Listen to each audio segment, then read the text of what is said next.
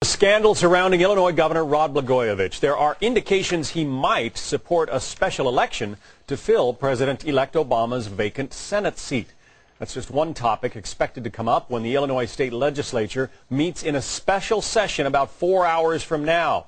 Impeachment is another potential topic.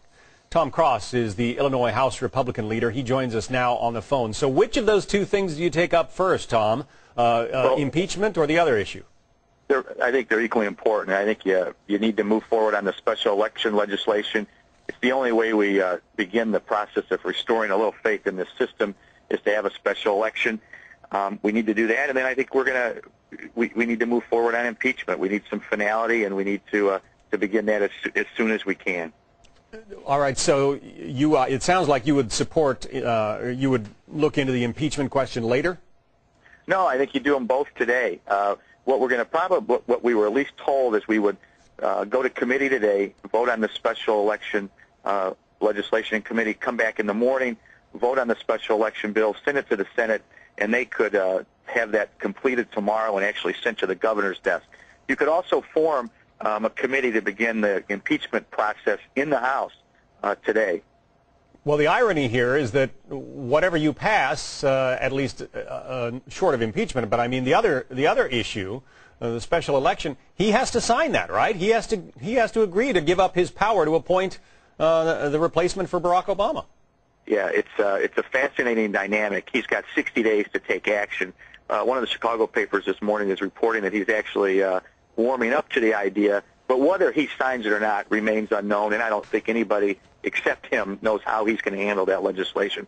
But from a statewide perspective, I believe, and I think many do, that the best avenue here is to actually have a special election, not an appointment process, either by this governor or the successor. Okay, but if he chose not to sign the bill, it sits there for 60 days. I mean, you could be a month into the next national legislative session before you would even know whether you were going to have an election, right?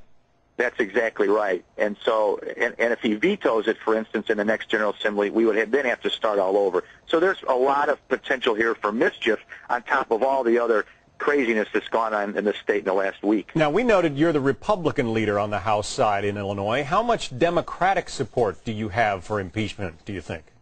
I think there's a good bit of support for impeachment on both sides, frankly. And I think the question now is really, what's the Speaker going to do? Is he going to allow the beginning of this to start today, or is he going to put it off? No one really at this point knows what he's going to do. He's been quiet the last week, literally has not said a word. Well, the governor does have some allies in the legislature, right?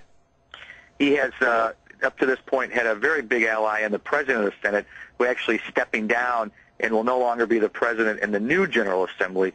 But I got to tell you, the pressure here in Illinois, regardless of allies or not, is to move forward on impeachment. And I think even the Senate president, I think, realizes to protect his members to be seen as holding anything up, or for the Speaker, for him to do it, would be, I think, for them, tantamount to almost malpractice by their members. They would not want that to happen. Well, I don't know what Governor Blagojevich is thinking, but as long as he's got his fingers on the levers of power in the governor's office, he's got some leverage, doesn't he? I mean, as soon as if he were to resign, he gives that up.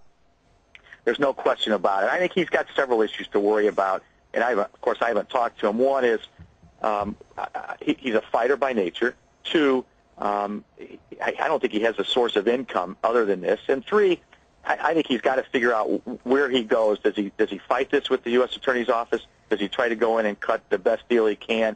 And until he sorts through those things, I'm not sure he's going to make a move. Tom Cross, the Illinois House Republican leader. Thanks. Thank you.